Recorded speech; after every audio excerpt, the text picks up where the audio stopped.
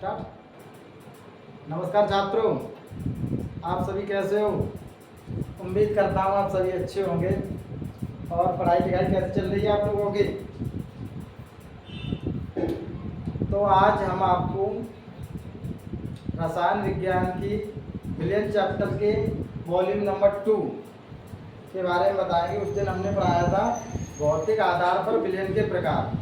अब नेक्स्ट जो आगे डिस्क्राइब करेंगे तो सांद्रता के आधार पर विलयन के प्रकार।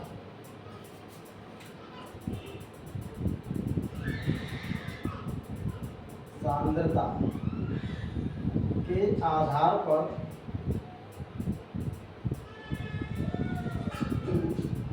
विलयन के प्रकार।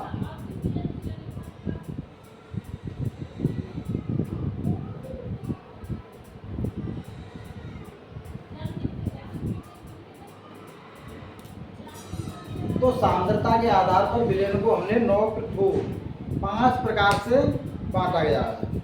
सांद्रता के आधार पर विलयन 5 प्रकार के होते हैं। सांद्रता के आधार पर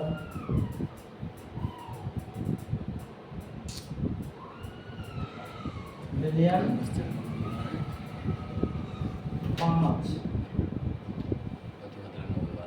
प्रकार के होते हैं। सांद्रता के आधार पर विलयन हमारे कितने प्रकार के होते हैं? 5 प्रकार के होते हैं। अगर एग्जाम में क्वेश्चन आता है कि विलयन के प्रकार के वर्णन कीजिए, विलयन के प्रकार का वर्णन कीजिए, तो बच्चों आपको अगर भौतिक आधार पर विलयन के प्रकार आते हैं तो वो लिख दीजिए। अगर आपको सांद्रता के आधार पर विलयन के प्रकार आते हैं तो वो लिख दीजिए। केवल एक लिखने हैं।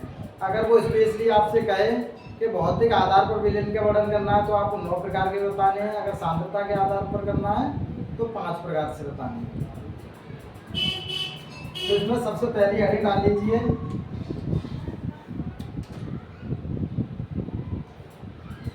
तनु विलयन।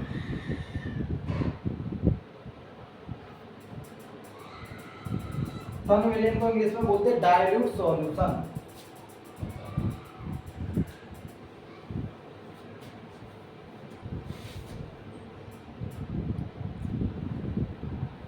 अगर कहीं बोतल पे या किताब में कहीं पर DIL लिखा है तो DIL का मतलब होता है वो विलयन हमारा तनु है। जैसे कहीं लिखा होगा बच्चों कि जैसे DIL दिल H2SO4, इसका मतलब है जो हमारा विलयन है वो कैसा है? पतला है, उसमें विलय की मात्रा कम है।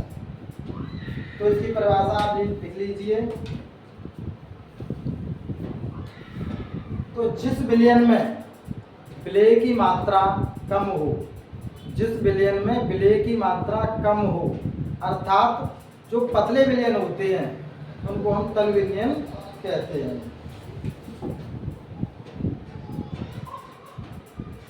जिस विलयन में विलय की मात्रा कम हो,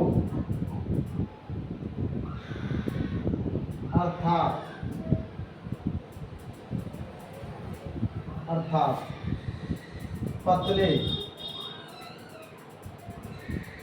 विलयन को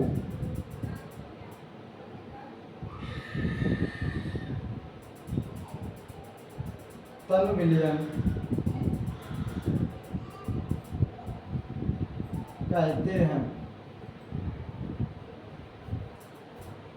जिस विलयन में विलय की मात्रा, यहाँ पर आपको ध्यान करना, विलय की मात्रा कम हो अर्थात पतले विलयन को तनु विलयन कहते हैं।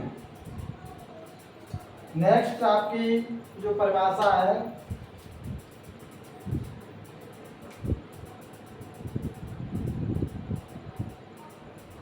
सांद्र विलयन।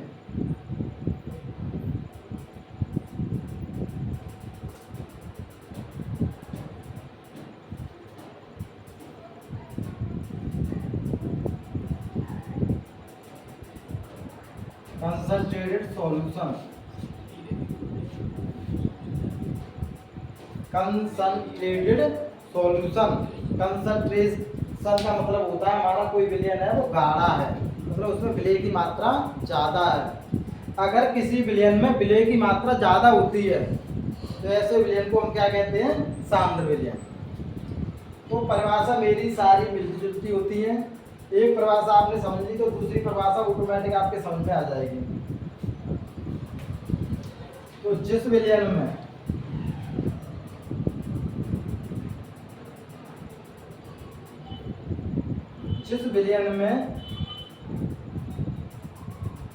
विलय की मात्रा कैसी हो, ज्यादा, मतलब ज्यादा विलय घुला हो, विलय की मात्रा ज्यादा हो, अर्थात गाढ़े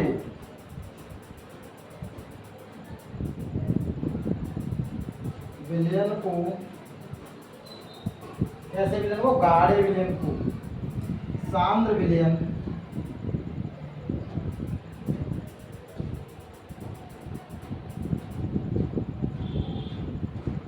कहते हैं। बहुत ही इजी परिभाषा है। आपको ये लगता है केमिस्ट्री बहुत कठिन है, केमिस्ट्री बहुत कठिन नहीं, बस आपको क्रम से पढ़नी है और कोई भी वीडियो को छोड़नी नहीं।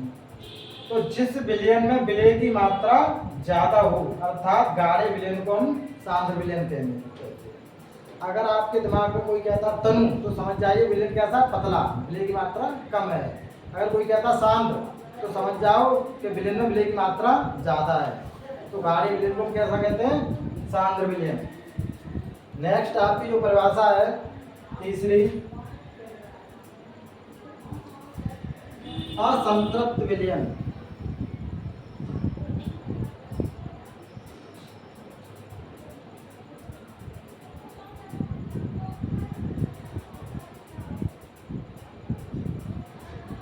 जो देखो असंतृप्त विलयन होता है इंग्लिश में बोलते हैं अनसैचुरेटेड,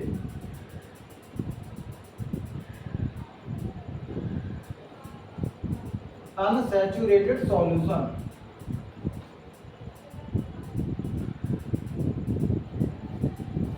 तो असंतृप्त विलयन क्या होता है, असंतृप्त विलयन भी एक तरह का हमारा कैसा विलयन होता है, तनु विलयन होता है। जिस विलयन में विलय की मात्रा कम हो वो हमारा होता है, या हम कह सकते हैं जिसमें और विलय को घोला जा सके। ऐसा विलयन जिसमें और अधिक विलय को घोला जा सके, ऐसे विलयन को हम क्या कहते हैं, असंतृप्त विलयन कहते हैं। तो परिभाषा लिख लीजिए,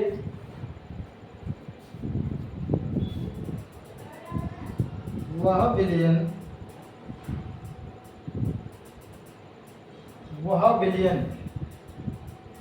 जिसमें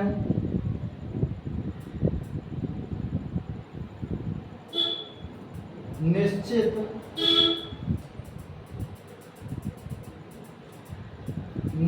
ताप पर और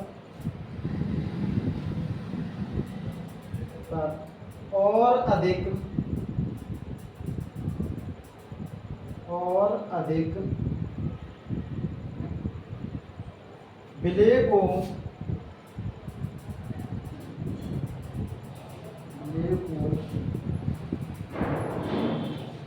घोला जा सके,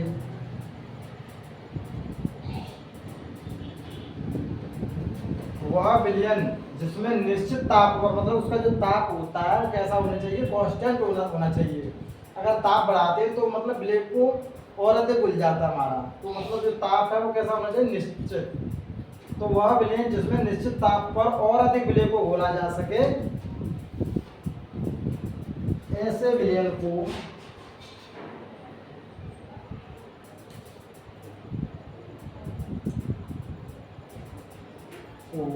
असंतृप्त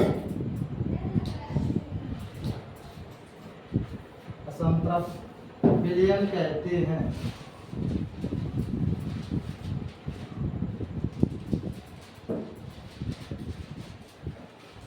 तो तो ये 3 परिभाषा मैंने दिखा दी हैं, इन्हें नोट कर लीजिए। मैं आप आगे ऊपर दिखाऊंगा एक बार 2 परिभाषा को।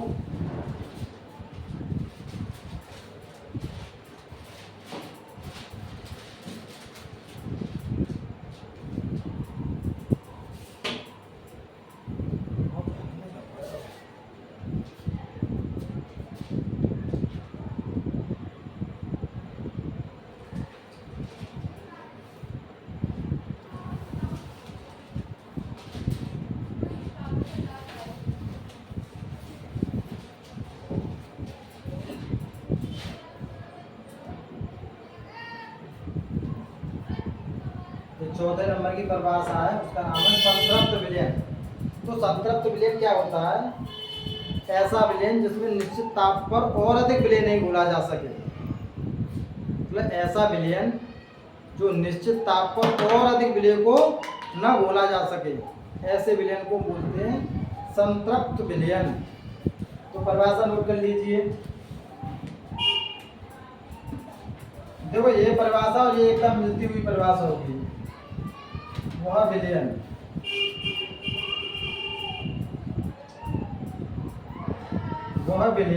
जिसमें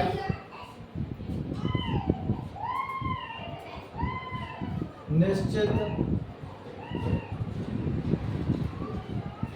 ताप पर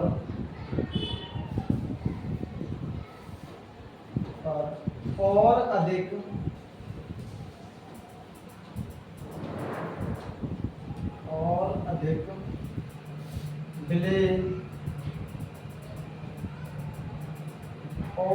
विलय को न घोला जा सके,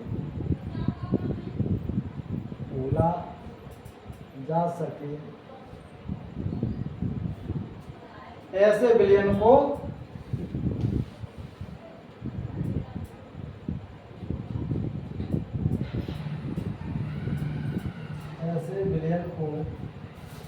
संतृप्त विलयन कहते हैं। देखो बच्चों, ये 2 परिभाषा मैंने एक जैसी लिखाई है, ये परिभाषा एक जैसी है। तो इसमें कहा था वह विलयन जिसमें निश्चित ताप पर और अधिक विलय को घोला जा सके। यहाँ का वह विलयन जिसमें निश्चित ताप पर और अधिक विलय को न घोला जा सके, ऐसे विलयन को संतृप्त विलयन कहते हैं। नेक्स्ट आपकी परिभाषा लास्ट एक, इसमें से मैं रेस कर देता हूँ, तन विलयन मिटा देता हूँ। सभी बच्चों ने नोट कर लिया? वीडियो को रोककर नोट कर लेना, बहुत अच्छी परिभाषा है ये।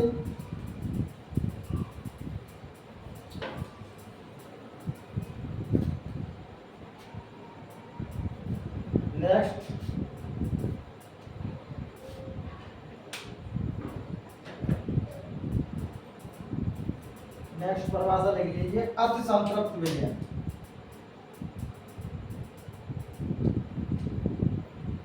अति संतृप्त विलयन।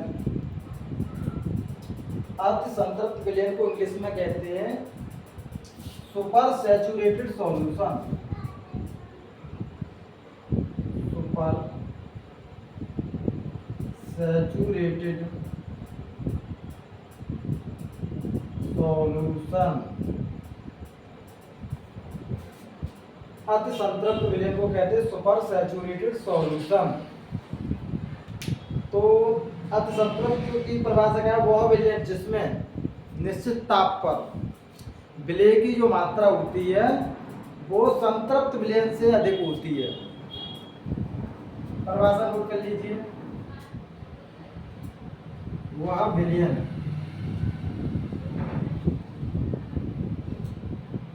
जिसमें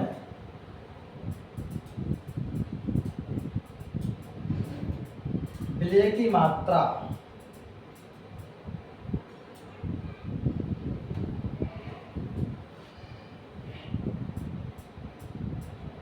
वह विलयन जिसमें विलय की मात्रा संतृप्त बिलियन से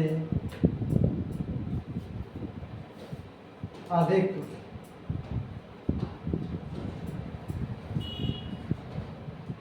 होती है वह विलय जिसमें विलय की मात्रा संतृप्त विलयन से अधिक होती है। अति संतृप्त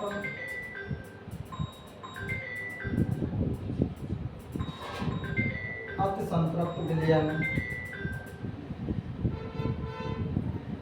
कहते हैं। अति संतृप्त जो विलयन होता है उसे हम ठंडा करने पर वो तुरंत हमारी कैसी अवस्था में आ जाता है, गाढ़ी अवस्था में आ जाता है। जो अति संतृप्त विलयन होता है उसे ठंडा करेंगे तुरंत कैसा हो जाता है, अति संतृप्त विलयन को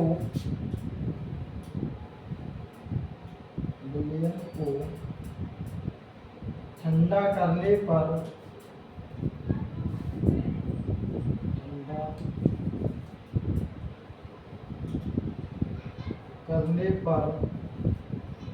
अगर हम अति संतृप्त विलयन को ठंडा करेंगे तो वो तुरंत हमारा कैसा हो जाता, एकदम गाढ़ा। ठंडा करने पर